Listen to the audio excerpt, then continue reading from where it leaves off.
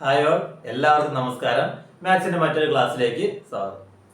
നമ്മൾ prime numbers എന്താണ്, composite number എന്താണെന്നുള്ള കാര്യമാണ് കഴിഞ്ഞ ക്ലാസ്സിൽ ഡിസ്കസ് ചെയ്തത്. ഇന്ന് നമുക്ക് പ്രൈം ഫാക്ടറൈസേഷൻ എന്താണെന്ന് നോക്കാം. വളരെ എളുപ്പമുള്ള ഒരു കാര്യമാണ്, സിമ്പിൾ ആണ്. പ്രൈം നമ്പർ എന്താണെന്ന് നമുക്ക് എല്ലാവർക്കും അറിയാം. പ്രൈം നമ്പറുകളെ ഉപയോഗിച്ച് നമ്മൾ എന്ത് ചെയ്യുന്നു, ഒരു നമ്പറിനെ ഡിവൈഡ് ചെയ്യുന്നു, അത്രയേ ഉള്ളൂ. ഓക്കെ, ഇനി ഇവിടെ നമുക്ക് ശ്രദ്ധിക്കാനുള്ള ഒരു കാര്യം, ലോകത്തുള്ള ഏതൊരു സംഖ്യ, ഞാനിപ്പോൾ 18 എഴുതി, 36 എഴുതി, അല്ലെങ്കിൽ 25 എഴുതി, ഇങ്ങനെ ലോകത്തിലുള്ള ഏതൊരു സംഖ്യ എഴുതിയാലും എനിക്കതിനെ പ്രൈം നമ്പറുകളുടെ പ്രോഡക്റ്റ് ആയിട്ട് എഴുതാൻ പറ്റും. ഉദാഹരണത്തിന് 18 എനിക്ക് ഇങ്ങനെ എഴുതാം, 2 × 3 × 3 എന്ന് എഴുതാം. ഓക്കെ, 36 ആണെങ്കിലോ 2 × 2 × 3 × 3 എന്ന് എഴുതാം. 25 5 × 5 എന്ന് എഴുതാം. ഓക്കെ, ഇവിടെ 2 × 3 6, 6 × 3 18, 2 × 4 4 × 3 12 × 3 36, 5 × 5 25. ഇവിടെ ഞാൻ എഴുതിയ 2 3 എല്ലാം പ്രൈം അല്ലേ? 2 2 3 3 പ്രൈം അല്ലേ? 5 5 പ്രൈം അല്ലേ? ഓക്കെ, അപ്പൊ ഇത്രേ ഉള്ളൂ.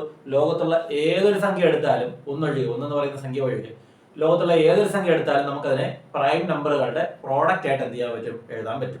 നമ്മൾ സംഖ്യകൾ ഉദ്ദേശിക്കുന്നത് ചെയ്ത വലിയ നമ്പർ ഇതുപോലെ നമുക്ക് എന്ത് ചെയ്യാൻ പറ്റും, സ്പ്ലിറ്റ് ചെയ്ത് എടുക്കാനായിട്ട് പറ്റും.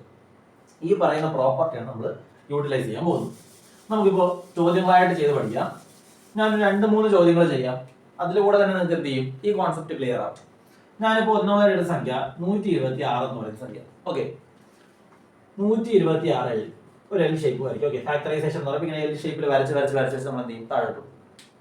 അപ്പോൾ ഈ 126നെ പ്രൈം നമ്പറുകൾ ഉപയോഗിച്ച് തന്നെ എന്ത് ചെയ്യണം, ഡിവൈഡ് ചെയ്യണം. അപ്പൊ ഇവിടെ 126 അവസാനം എന്താണ് നടക്കുന്നത്, 6 അല്ലേ? അപ്പൊ ഈവൻ നമ്പർ അല്ലേ? ഓക്കെ, 6 എന്ന് പറയുന്നത് ഈവൻ നമ്പറാണ്. അപ്പൊ 126 എന്ന് പറയുന്ന സംഖ്യ മൊത്തത്തിൽ എന്തായിരിക്കും, ഈവൻ ആയിരിക്കും. അവസാനം കിട്ടുന്ന ആളെ മാത്രം നോക്കിയാൽ മതി. അവസാനം കിടക്കുന്ന ആൾ ഒരു നമ്പർ എഴുതുമ്പോൾ ലാസ്റ്റ് ഡിജിറ്റ് ഈവൻ ആണെങ്കിൽ ആ സംഖ്യ മൊത്തത്തിൽ ഈവൻ ആയിരിക്കും. ഈവൻ നമ്പറുകളെ എല്ലാം എനിക്ക് എന്ത് ചെയ്യാൻ പറ്റും, 2 കൊണ്ട് ഡിവൈഡ് ചെയ്യാൻ പറ്റും. അപ്പൊ ഞാൻ 126നെ 2 കൊണ്ട് ഡിവൈഡ് ചെയ്യുന്നു. ഓക്കെ, 126 2 126 2 പ്രാവശ്യം 10 2 6 പ്രാവശ്യം, 6 3 പ്രാവശ്യം 63 എന്ന് കിട്ടി. ഓക്കെ അല്ലേ? ഇനി 63നെ എനിക്ക് എത്ര കൊണ്ട് ഡിവൈഡ് ചെയ്യാം, 3 കൊണ്ട് ഡിവൈഡ് ചെയ്യാം. സോ 3 കൊണ്ട് ഡിവൈഡ് ചെയ്യുമ്പോൾ 21 എന്ന് കിട്ടും. 6 3 2 പ്രാവശ്യം, 3 3 1 പ്രാവശ്യം. ഓക്കെ, 2 × 3 ചെയ്യുമ്പോൾ 6 കിട്ടും, 1 × 3 ചെയ്യുമ്പോൾ 3 കിട്ടും. തിരിച്ചുള്ള റിവേഴ്സ് പ്രോസസ് ആണ്. ഇനി അടുത്ത് 21 എനിക്ക് എങ്ങനെ എഴുതാം, 3 × 7 എന്ന് എഴുതാം. ഇവിടെ താഴെ എഴുതി 7 എന്ന് പറയുന്നത് പ്രൈം നമ്പർ അല്ലേ? അപ്പൊ നമുക്ക് അത് സ്റ്റോപ്പ് ചെയ്യാം. വേണമെങ്കിൽ വീണ്ടും ചെയ്ത് 1 കിട്ടും വരെ എഴുതി പോകാം, അതിന്റെ ആവശ്യമില്ല. 1 കിട്ടും വരെ എഴുതിയാലും എഴുതിയില്ലെങ്കിലും, ഇതിപ്പോ ഞാൻ പറഞ്ഞത് ഇവിടെ ഇപ്പോൾ 7 കൊണ്ട് ഡിവൈഡ് ചെയ്ത് 1 ഇങ്ങനെ 1 കിട്ടുന്നത് വരെ ചെയ്യാം, കുഴപ്പമൊന്നുമില്ല. ഒരു സ്റ്റെപ്പ് എക്സ്ട്രാ വരും, അല്ലാതെ നമുക്ക് പ്രത്യേകിച്ച് അതുകൊണ്ട് ഉപയോഗമൊന്നും കിട്ടുന്നില്ല. അപ്പൊ നമ്മൾ ഇതിങ്ങനെ എഴുതുന്നില്ല. ഓക്കെ, ഞാൻ ഈ 7 വെച്ച് സ്റ്റോപ്പ് ചെയ്യും. അപ്പൊ ഇത്രേ ഉള്ളൂ. തന്നിരിക്കുന്ന സംഖ്യയെ പ്രൈം നമ്പേഴ്സ് വെച്ച് ഫാക്ടറൈസ് ചെയ്യുക, ചെയ്തിട്ട് ഇവിടെ ഒരു പ്രൈം നമ്പർ ഉത്തരമായിട്ട് വരുമ്പോൾ ഇവിടെ ലാസ്റ്റ് പ്രൈം നമ്പർ അവിടെ എന്ത് ചെയ്യുക, സ്റ്റോപ്പ് ചെയ്യുക. ഇപ്പൊ ഈ 126 എനിക്ക് എങ്ങനെ എഴുതാം, 2 × 3 × 3 × 7 എന്ന് എഴുതാം. ഓക്കെ, അപ്പോൾ പ്രൈം നമ്പറിലെ പ്രോഡക്റ്റ് ആയിട്ട് ഒരു നമ്പറിനെ എഴുതാം. ഇതിനെ പറയുന്ന പേരാണ് പ്രൈം ഫാക്ടറൈസേഷൻ. ഓക്കെ അല്ലേ? ഒരു 2 ചോദ്യം കൂടി നമുക്ക് നോക്കാം. അടുത്ത ചോദ്യം, ഞാൻ 256 എന്ന് പറയുന്ന സംഖ്യ എടുത്തു. അപ്പോൾ 256നെ ഫാക്ടറൈസ് ചെയ്യണം. ഈ പറഞ്ഞതുപോലെ അവസാനം എന്താണ്, ഈവൻ നമ്പർ ആണില്ലേ? അങ്ങനെയെങ്കിൽ ഈ സംഖ്യ മൊത്തം എത്ര കൊണ്ട് ഡിവൈഡ് ചെയ്യാൻ പറ്റും, 2 കൊണ്ട് ഡിവൈഡ് ചെയ്യാൻ പറ്റും. സോ 2 കൊണ്ട് ഡിവൈഡ് ചെയ്യുന്നു. 2-നകത്ത് 2 1 പ്രാവശ്യം, 5-നകത്ത് 2 2 പ്രാവശ്യം, 4 ആയി. 2 പ്രാവശ്യം 4, പക്ഷെ അവിടെ 5 ആണ് നടക്കുന്നത്. അപ്പോൾ മിച്ചം എത്രയുണ്ട്, 1 ഉണ്ട്. ആ 1നെ അടുത്ത ആളിനോട് ചിന്തിക്കുക, 16 16ൽ 2 8 പ്രാവശ്യം. ഇത് സൈഡിൽ നമ്മൾ 256 ഡിവൈഡ് ബൈ 2 എന്ന് വരെ ചെയ്യുന്നതിന് വരെ ഷോർട്ട് ആയിട്ട് അവിടെ ചെയ്യുന്നതാണ് ഷോർട്ട് ഡിവിഷൻ മെത്തേഡ് എന്ന് പറയും. വീണ്ടും 2 കൊണ്ട് 2 1-നകത്തില്ല, അപ്പൊ 12ൽ നോക്കാം. 12ൽ 2 എത്ര തവണ, 6 തവണ. 8ൽ 2 എത്ര പ്രാവശ്യം, 4 പ്രാവശ്യം. വീണ്ടും 2 കൊണ്ട് ഡിവൈഡ് ചെയ്യാം. 6ൽ 2 3 പ്രാവശ്യം, 4ൽ 2 2 പ്രാവശ്യം.